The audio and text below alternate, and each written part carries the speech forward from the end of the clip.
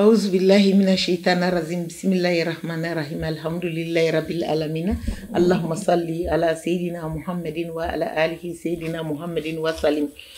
ambi ala fo ka barika da jili jalali wal kirami masami sona anga kenen sorobi ambi barika bilibili amba da masara amani ka soli ka cea an kuntiki ka muhammadu rasulullah kisini nema ubana so dunguyi ka folini taninta ka dinu wati na shirifula tv fle baga bela jerelima mauma being kibika anaje yoro jamugo ani yoro surumugo ambi folini tanin tengu awla ka beni aw ka wakati chugoyi ka fo awi ka aw bismillah akwa emission mandi ali sanfilala no edu ani dembaya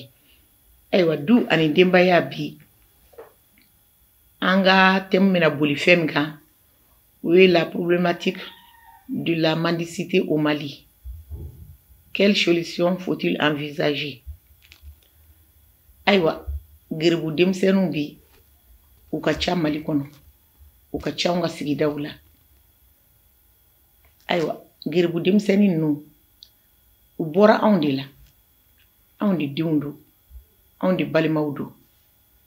wa wi awndi do fana yi ka shuko ka duje o okum kono nala ambaye ali ni setani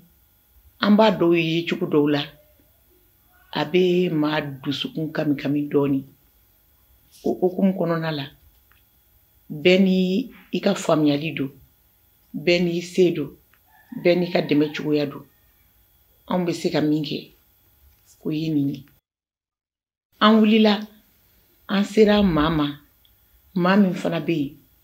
nale fana kelimbe ka jere jekulu do sigi singa no yi association yi o association yi o tokoyi ko alegria aywa alegria association yi toko dali balila abina idado ala abu nya fanyi folo an mo fla dobi no yi invité mo fla ina mo mi benkini fe o yi secrétaire général yi association alegria kononala no yi Asetu Jakti madame Asetu Jakti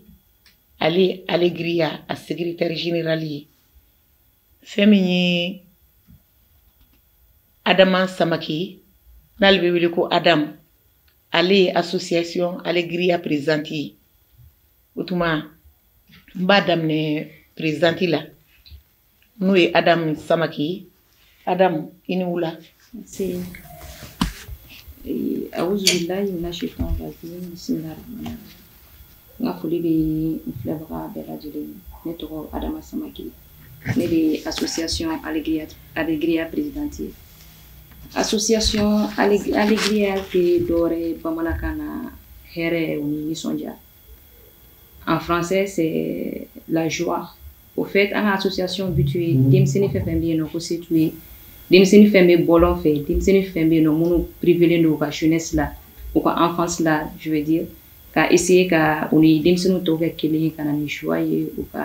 dienatikela ori association yere ka objectif numangurunya famfe oui Asetu Jakti Asetu inula c'est salam alaikum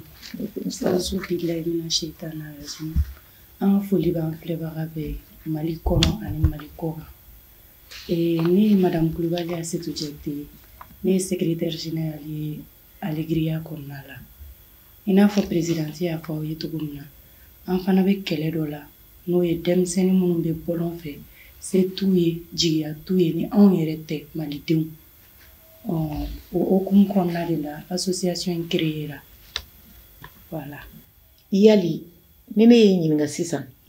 ke ka gribuya kun jonjon fani gribuya bi ambaye adamata belindo a kelembe jogo kun yere bi aywa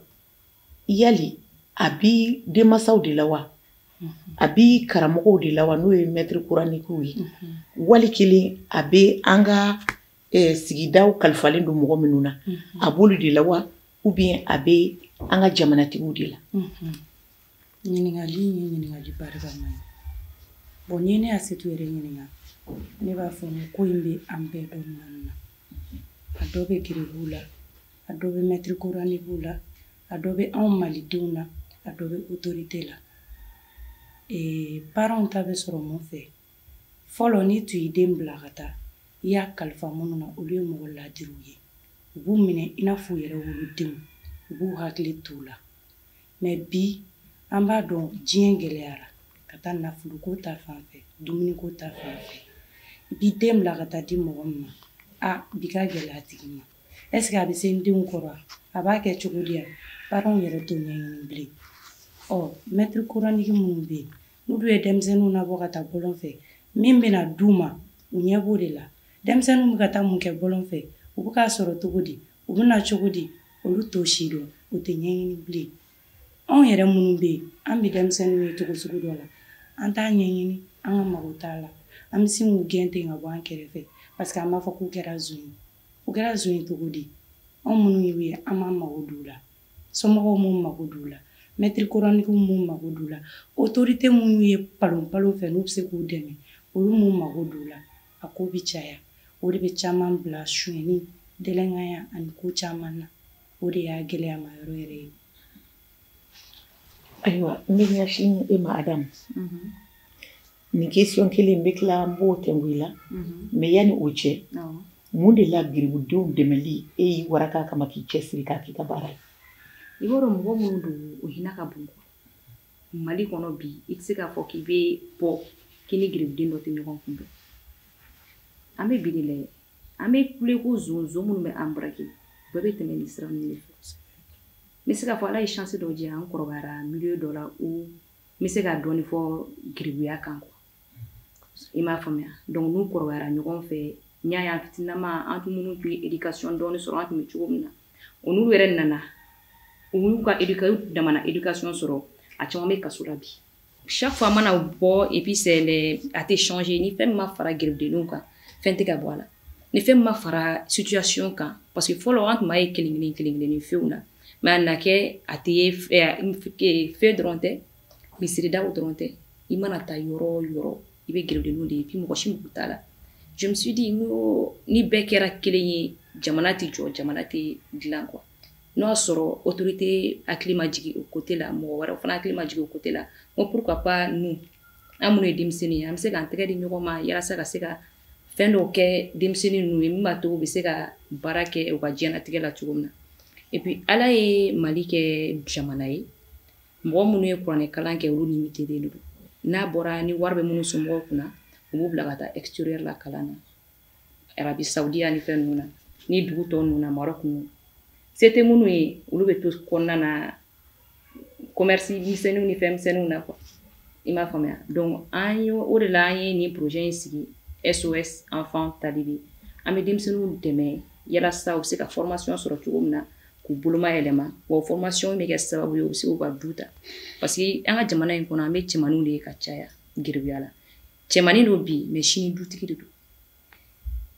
jamana ye dun mɔgɔ bɛ a bɛ den bɛɛ la kelen wa kelen na bɛɛ bɛ se ka jɔyɔrɔ fɔ jamana ko in na donc o idée de y'an poussé k'an bila ni projet in lancé la. Ayiwa i bɔra sisan k'a fɔ ko e yɛrɛ ye dɔ kɛ giribuya in kɔnɔna la k'i bɛ se ka kuma a kan k'i bɛ dɔɔni dɔn a la yali musomanw fana b'a kɛ yan. Musoman minnu b'a kɛ o ye filanibaw de ye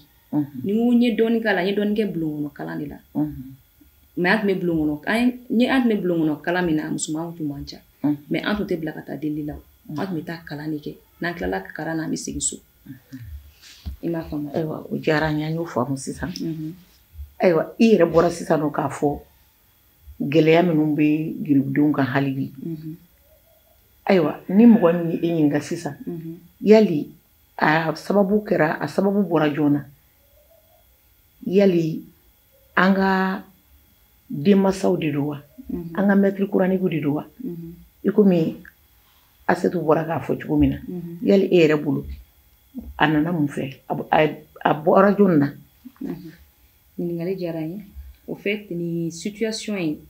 an bɛɛ ye denbatigiw de ye i m'a faamu e b'a dɔn très bien diɲɛ bɛ cogo min na Ala ye chance d'i ma i ye den sɔrɔ i mana den sɔrɔ n'i ye den bila ka taa mɔgɔ fɛ yen c'est que i kan ka den ka dumuni sɔngɔ dɔ bila ka taga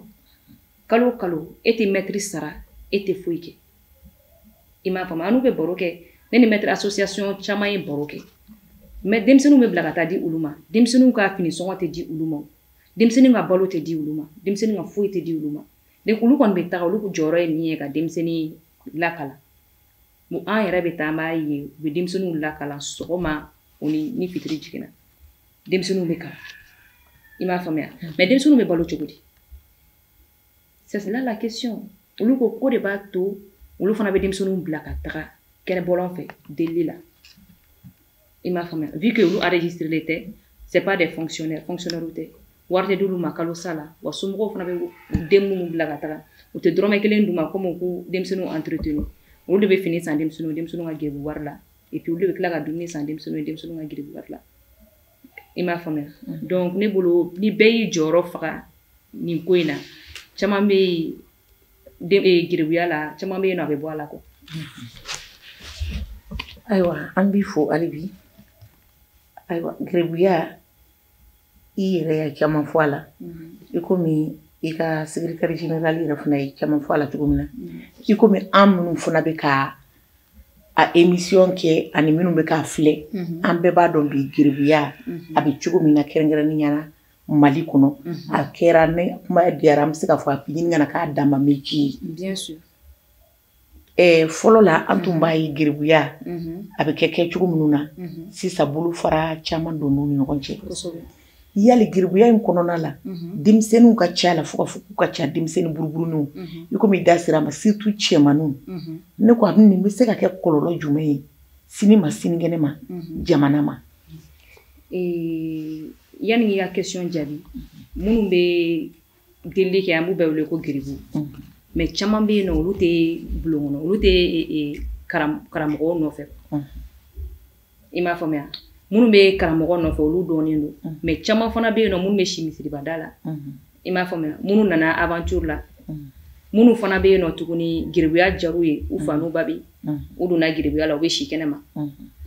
dɔw wɛrɛw fana b'a la minnu masa t'u la masa tɛ yen donc olu fana bɛ si kɛnɛma dugu mana jɛ u b'u ka palanni ta ka giribuya kɛ o giribu o suguyaw ka ca quoi i m'a faamuya donc fɛn fɛn ye kɛnɛmana na deli la m'u bɛ wele giribu mais a bɛɛ tɛ bulon kɔnɔ kalanden ye donc ni i ye e yɛrɛ ɲininka sisan danfara jumɛn de b'u cɛ komi ko a bɛɛ tɛ giribu ye giribuya ye danfara jumɛn ye u ni mɔgɔ tɔw cɛ giribu u yɛrɛ ɲuman na arabukan na ko giribu o ye minnu ye école primaire ninnu minnu bɛ kalan na i m'a faamuya donc olu bɛ wele ko giribu donc an fana y'a ta k'a da bɛɛ la giribu i m'a faamuya sinon minnu bɛ delili kɛ an b'olu bɛɛ wele giribu mais olu tɛ kalan na a caman bɛ yen nɔ an n'u bɛ kuma an n'u bɛ échanger an n'u donnen don ɲɔgɔn na quoi i m'a faamuya mais caman bɛ yen n'i y'u lajɛ k'u ka fatiya f'i ɲɛna u tɛ se ka f'i ye parce que u ma kalifa karamɔgɔ la kalandenw tɛ quoi an ne mo giribu ye kalanden de ayiwa an ye faamuyali sɔrɔ o la mais n ye question dɔ kun pose i kun n ma tɛmɛ a kan n tɛna tɛmɛ a kan n ko i ma n k'a bɛ se ka kɛ kɔlɔlɔ jumɛn ye giribuya in sabula denmisɛnnin fitininw de b'a la giribuya bɛna se ka kɛ kɔlɔlɔ jumɛn ye sini ma sinikɛnɛ ma n'an ma fɛɛrɛ ɲini min bɛna kɛ kɔlɔlɔ yɛrɛ ka bin hali jamana yɛrɛ kan de un i bɛ denmisɛnnin don a ka giribuya la i b'a privé a ka santé psychologique la i m'a faamuya i bɛ denmisɛnninw bila ka exposer danger sugu bɛɛ la drogue b'a la banditisme b'a la a bɛɛ b'a la denmisɛnnin minnu bɛ yen n m'a fɔ a bɛɛ mais caman bɛ yen nɔ minnu bɛ an ye denmisɛnnin dɔw ta dɔw b'an bolo on a actuellement une vingtaine mais exemple ta an yɛrɛ ka centre la parce que centre dɔ b'an bolo giribudenninw kama u logelen don Nuri et puis an bɛ ka formation dɔw fana d'u ma min b'a to u bɛ se ka u yɛrɛ ka diɲɛlatigɛ dilan u yɛrɛ ye cogo min na i m'a faamuya donc an ka centre on accueille plus de 150 enfants donc o kɔnɔna na denmisɛnnin sugu bɛɛ tun b'a la dɔw bɛ yen nɔ u b'an ka makilaw jeni u yɛrɛ bɛ da makila minnu kan dɔw bɛ yen nɔ u b'an ka karow kari u bɛ kasiw kɛ u bɛ mankan ni banni ni fɛn sugu bɛɛ kɛ mais actuellement u bɛɛ taara parce que dɔw bɛ yen nɔ an ye joint sɔrɔ u bolo ce qui veut dire u bɛ joint min dɔw bɛ yen nɔ an ye col sɔrɔ u bolo col ko kɔni t'u bolo fɛn foyi ye u bɛ cigarette min et puis Ni denmisɛnninw yɛrɛ jɔ pour eux u ka diɲɛnatigɛ sansi foyi t'a la nafa t'u la c'est déjà grave u yɛrɛ bolo nafa foyi t'u la tellement que u tora kɛnɛmana na u bolo mɔgɔ tɛ se k'u mara donc an tɛmɛna o phase n'o fɛn ninnu bɛɛ kan actuellement on a 20 enfants mais ça n'a pas été facile parce que k'olu cadrer min kɛra olu ka chance olu bɛ kuma de mɛn minnu bɛ yen nɔ déjà olu kɛlen bɛ délinquant raté ye u tɛ kuma mɛn u bɛ se ka kɛ problème ye an ma an kelen-kelenna fɛn fɛn bɛ yen nɔ u bɛ se ka kɛ problème mali u bɛ se ka mal k'an bɛɛ la u bɛ se ka kɛ problème ye an bɛɛ lajɛlen ma i m'a faamu o y'a kɔlɔlɔ belebeleba de mais minnu b'an bolo dɔw bɛ minnu tun bɛ joint min u b'u droguer hali u ɲɛ tɛ yɛlɛ mais a sera ka caman bɔ a la on a pu avoir 20 enfants an ye projet in démarrer a mɛnna mais actuellement 20 enfants de b'an bolo minnu ye drogue bila minnu ye joint bila mais u ma se ka cigarette bila u b'u ka thé min u kelen bɛ adamaden normal et puis ils sont vraiment prêts à aller de l'avant quoi i m'a faamuya donc kɔlɔlɔba de bɛ giribuya in na ni dama sigi na ko fu ma siri giribuya in dan na ninnu fɛn fɛn bɛ yen nɔ a bɛɛ ye zu an ka musolaka bɔ a la u bɛ sonyani kɛ mɔgɔ fɛn n'i ko i tɛ sɔn nin ma mais n'i kɔni y'i sulen bɛ sɔn diɲɛlatigɛ fɛn bɛɛ ma hali seli ɲɛkɔrɔla dɔ la an taara denmisɛnninw nɔfɛ u k'an ma ko non non non k'an k'olu to yen k'olu bɛna opération de kɛ n'olu tilal'u ka opération na k'olu bɛ sɔrɔ ka taa an ka centre la opération bɛɛ b'a dɔn opération ye sonyani de donc kɔlɔlɔba de b'a la jamana kan donc denmisɛnnin ninnu tora tantɔ u tora tan olu yɛrɛ bolo nafa t'u ka diɲɛlatigɛ la nafa t'u yɛrɛ la quoi i m'a faamu wa dɔ man'u nɛgɛ sisan nɔ jamana jugu dɔw bɛ yen ala k'an kisi k'an tanga n'o y'u nɛgɛ ka marifa d'u ma olu bolo o ye promotion de ye parce que mɔgɔ min muru b'a bolo a b'a ka opération kɛ n'a ye mɔgɔ min bɛ fɛ ka marifa sɔrɔ parce que olu bolo olu y'a dan de ye quoi donc olu bɛ fɛ ka marifa sɔrɔ donc n'i ye marifa d'olu ma ka wari dɔ d'olu ma k'u latugu nɔfɛ e hakili la k'u tɛ taa u bɛ taa très bien parce que u dalen d'u yɛrɛ la u bolo k'u bɛ se ka mali de kɛ diɲɛ bɛɛ la i m'a faamuya donc kɔlɔlɔ tɛ se ka fɔ ka ban quoi ayiwa i da sera yɔrɔ dɔ ma i ko ko aw taara denmisɛnninw nɔfɛ k'u fɔ ka a to fɔlɔ k'u ka opération kɛ yali opération in kɔnɔna la sisan a tora olu t'a la wa ou bien a tora aw t'a la aw sera ka taa n'u ye wa ou bien an ma se ka taga n'u ye parce que an y'u nɛgɛnɛgɛ ka ko sugu bɛɛ kɛ ko non k'u tɛ se ka parce que ko seli de bɛna se olu b'u ka selima wari u ka selima fini n'u ka fɛn ninnu olu b'u bɛɛ sɔrɔ seli ɲɛkɔrɔla ninnu de la donc u tɛ se ka taa an ka centre la donc du coup an y'u to yen parce que u ma se ka taa parce que an y'a dɔn mɔgɔ minnu don an tɛ se k'u mara an y'a dɔn an ka mɔgɔ minnu parce que i bɛ se ka mɔgɔ mara mɔgɔ min bɛ sɔn mara ma o bɛ ka kuma mɛn mais mɔgɔ min tɛ sɔn mara ma a t'i ka kuma mɛn i tɛ se k'o mara voilà d'accord an y'o faamu madame Kulibali Asetu Jakite ni mɔgɔ min y'i ɲininka sisan e yɛrɛ bolo e ka jateminɛ bolila mun de kan kunun giribuya n'o ye fɔlɔ giribuya ye ani bi bi in na giribuya bɛ ka kɛ cogo min na e ye jateminɛ jumɛn k'u cɛ danfara la danfara caman b'a la mais an bɛna dɔɔni fɔ bakuru t'a la quoi fɔlɔ mara tun bɛ yen denmisɛnninw tun bɛ bangebagaw ɲɛkun dɔn danbe tun bɛ Mali la mɔgɔw tun tɛ sɔn ko caman ma hali ni i y'a bila u ɲɛkɔrɔ mɔgɔ tɛ yen maliyɛn den tun tɛ sɔn mais o tɛ bi ye i n'a fɔ an ka présidente y'a fɔ cogo min na dugu wɛrɛ caman denmisɛnninw de bolilen don ka na Mali la ka na fara an ka denmisɛnninw kan olu bɛ tabiya mun ta an ka denmisɛnninw fana b'o ɲɔgɔn ta parce que u bɛ fɛn sɔrɔ o de la u bɛ se k'u yɛrɛ bɔ nɔgɔ la n'o de ye u tɛ mɔgɔ ɲɛkun ye bilen parce que maître coranique yɛrɛ dɛsɛr'u la diɲɛ ka gɛlɛn diɲɛ kow cayara o ye danfara kelen ye danfara filanan fɔlɔ mɔgɔw ka wariko tun ma se bi ta degré ma mɔgɔw tun tɛ sɔn ko caman ma wari nɔfɛ mais bi o bɛɛ b'a la donc n'i y'o olu ta n'i ye denmisɛnnin to wariko la k'a to a yɛrɛ ma n'o kɔrɔbayara o tɛ ɲuman kɛ o ni ala ye den don garizɛgɛ la o bɛ se ka mun d'a den ma o ye ɲumanya ani jamana taara ten an bɛɛ b'an yɛrɛ ɲini dɛ an ɲɛ bɛ dafɛ dugu caman na i tɛ se k'ale ka telefɔni minɛ ka da i tulo la sokɔnɔmɔgɔw tɛ o dɔ de b'i to bolon fɛ k'a sama donc an bɛ o yɔrɔ de la halisa an bɛɛ ka ɲɔgɔn dɛmɛ pour que ka caman bɔ o ko in na. Ok. Adam, e bɛ mun fara i ka secrétaire ta kan?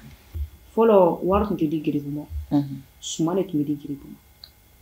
An bɛ taa n'u taara deli la u bɛ taa du minnu kɔnɔna na du b'a dɔn ko nin ye geribu nalen ye donc u bɛ suma de di mais bibi in na a kɛra wari de ye. Ne bɛ deli k'a fɔ n ka interview dɔw kɔnɔna na quoi ne ko i den min b'olu bolo so kɔnɔna na ne tɛ fɛ a ka tiɲɛ mɔgɔ si tɛ wari d'a den ma parce que n'i ye den dege wari la an somɔgɔw tun b'a fɔ an ɲɛna ni den dege wari la ni den ma kɛ zon ye a bɛ kɛ ni muso de a bɛ kɛ sunguruba ye a b'a kɛ ten donc o ka taa halisa o hukumu kɔnɔna na mɔgɔ minnu bɛ wari bɔ k'a di denmisɛnninw ma c'est pas du tout bien fɛn ɲɛnama tɛ quoi i bɛ se ka suman d'a ma a ka dumuni san k'a d'a ma a ka dumuni kɛ mais fɛn min ye wari ye o de b'a to denmisɛnninw bɛ fɛn caman nege minɛ u degera wari de la donc chaque fois u b'a ɲini ka dɔ sɔrɔ ka taga u bɛ dɔ sɔrɔ ka taga u bɛ dɔ di karamɔgɔ ma mais u yɛrɛ fana ye jogo jugu caman ta bɔlɔn fɛ i m'a faamuya donc o de b'u bila o de nana n'a différence ye quoi fɔlɔ mɔgɔ bɛ geribuya kɛ ka ban minnu ye geribuya kɛ olu ɲɔgɔn ladiri tɛ yen minnu ye geribuya kɛ i bɛ taa sɔrɔ olu de ye kadiribaw ye. Ayiwa wagati ale kɔni bɛ ɲini ka na an ta an tɛgɛ ma mais ni mɔgɔ min ye e yɛrɛ ɲininka sisan e bolo an bɛ se ka mun de kɛ walasa geribuya in hali n'a ma ban caman ka bɔ a la. Ne bolo bɛɛ k'i jɔyɔrɔ fa quoi i m'a faamuya hali n'o y'a sɔrɔ ni den comme an ka laadala ko kɔrɔ de don ni den mansaw ma se ka contribuer parce que sɛgɛn fana b'a kɛ i m'a faamuya donc n'u ma se ka contribuer karamɔgɔ ka côté la ka to ka wari bila ka taa kalo o kalo yalasa u den ka kalan autorité k'a lajɛ n'u y'a sɔrɔ u bɛ se ka maître coranique ninnu déclarer kalo o kalo ka wari dɔ d'u ma denmisɛnninw kun parce que jamanadenw de don malidenw de don i m'a faamuya donc n'o kɛra sisan nɔ a ka ca ala fɛ caman bɛ se ka bɔ nin ko in na parce que denmisɛnninw bɛ daminɛ kala de ko karamɔgɔ de b'olu bila ka taa wari ɲini donc ni karamɔgɔ b'u bila ka taa wari ɲini na ni wari dira karamɔgɔ ma sisan kalo o kalo n tɛ fɛ ka denmisɛnninw ye bilen bɔlɔn fɛ u ladon ko ɲuman na i b'i denw ladon cogo min na u ladon ten a gɛrɛbugu minnu bɛ taa kare kɔnɔna na a bɛ dɔgɔya de. Asetu madame Kulubali e bɛ se ka welewelekan jumɛn bila sisan maliden bɛɛ lajɛlen ma walasa nin ko in ale bɛ se ka dan hakɛ la cogo min na ani folikan laban b'i fɛ ka émission kuncɛ wula in na. Bon weleweleda min b'an fɛ an bɛ deli k'a fɔ an bɛ maliyɛn bɛɛ kelen kelen wele bɛɛ ka denmisɛnnin ninnu ye i n'a fɔ a yɛrɛ woloden fɔlɔ n'i tun ye geribuden tiɲɛni na an masaw b'a fɔ an ye cogo min u b'a minɛ k'a ci i n'a fɔ u b'u yɛrɛ denw ci cogo min u bɛ dumuni d'a ma mais bi mɔgɔw dɛsɛr'u la ni mɔgɔw yɛrɛ u natɔ mɔgɔw bɛ surunya mɔgɔw b'u gɛn u bɛna an ka fɛn minɛ dɛ bɛɛ k'a lajɛ ka denmisɛnnin ninnu kɛ u yɛrɛ woloden n'i ye min ye sira kan min tɛ sira ɲɛnama ye n'i bɛ se ka yɔrɔ ɲini a bɛ jɔn bolo ka taa ladon o ma ka tila tuguni k'i sɛbɛn f'o tigi ye ni maliyɛn kelen kelen bɛɛ y'i wasa don a la ne bolo caman bɛ bɔ a la hali n'a ma ban pewu sa u yɛrɛ bɛ siran u b'a fɔ a mɔgɔw bɛ ka an lajɛ sisan mɔgɔw bɛ ka a essayer ka bere ta an kama an k'an yɛrɛ fara ɲɔgɔn kan ne bolo n'o kɛra o bɛ belebeleba bɔ a ko la n bɛ foli bila bɛɛ lajɛlen o bɛɛ ni cɛw ni baraji halisa ala ka jamana dɛmɛ ala ka bɛɛ haminako nɔgɔya kumakan laban tun bɛ ne fɛ o y'o ye. Ayiwa an b'i fo k'i waleɲuman dɔn a diyara an ye ayiwa Adam e ye association présidente ye e fana ka weleweledakan ye mun ye ka ɲɛsin jamana kɔnɔdenw ma h'a ka ja jamanaw faamaw walasa geribuya in ale ka se ka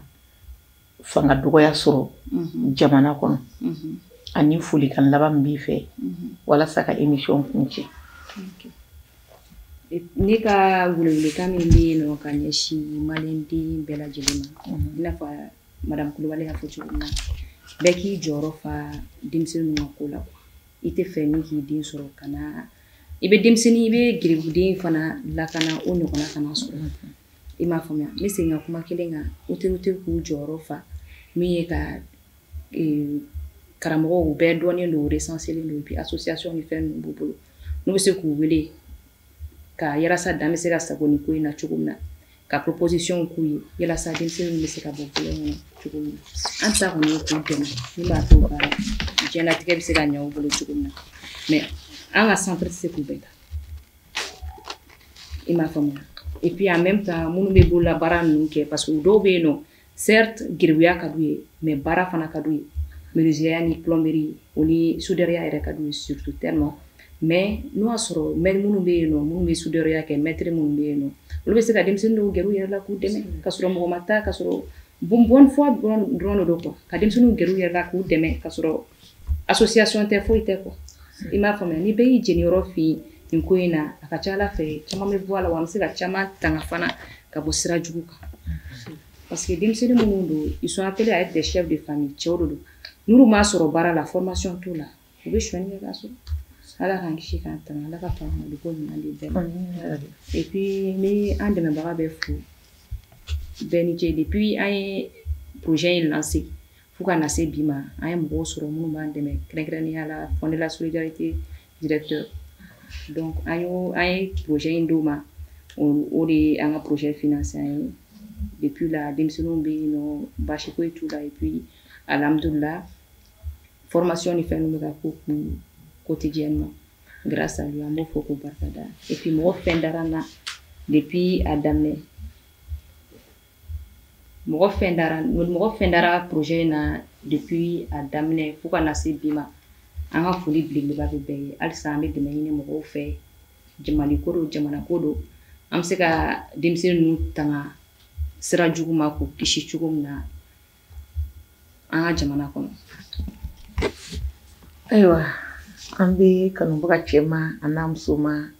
fɛn fɛn b'a la ka Sirifula TV k'ale filɛ nin wagati in na an bɛ aw fo jamana kɔnɔ ani jamana kɔ kan dan tɛ foli min na an bɔra sisan k'a fɔ aw ɲɛna an ni association Alegria an n'ale de tun bɛ ɲɔgɔn fɛ wulada in na n'o présidente n'o ye Adamu Samake n'ale bɛ wele ko Adamu ale n'a ka secrétaire général olu de tun b'an bolo wulada in na n'o ye madame Kulubali Asetu Jakite ye an bɛ a yɛrɛ fo k'u fila bɛɛ fo k'u waleɲuman dɔn ka foli ni tani di aw ma aw minnu bɛ ka an filɛ dan tɛ foli min na ka foli ni tani ta nin wagati in na ka di a Seydi Usmane Sherifu Madani Hayidara a n'a ka denbaya bɛɛ lajɛlen ma a n'a kabila bɛɛ lajɛlen jamana kɔnɔ ani jamana kɔ kan an ka foli b'a kanubaga bɛɛ lajɛlen ye an b'a fɔ assalamu alaikum wa rahmatulahi wa ta'ala wa barakatuhu ala ka wagati wɛrɛ yira ni aw la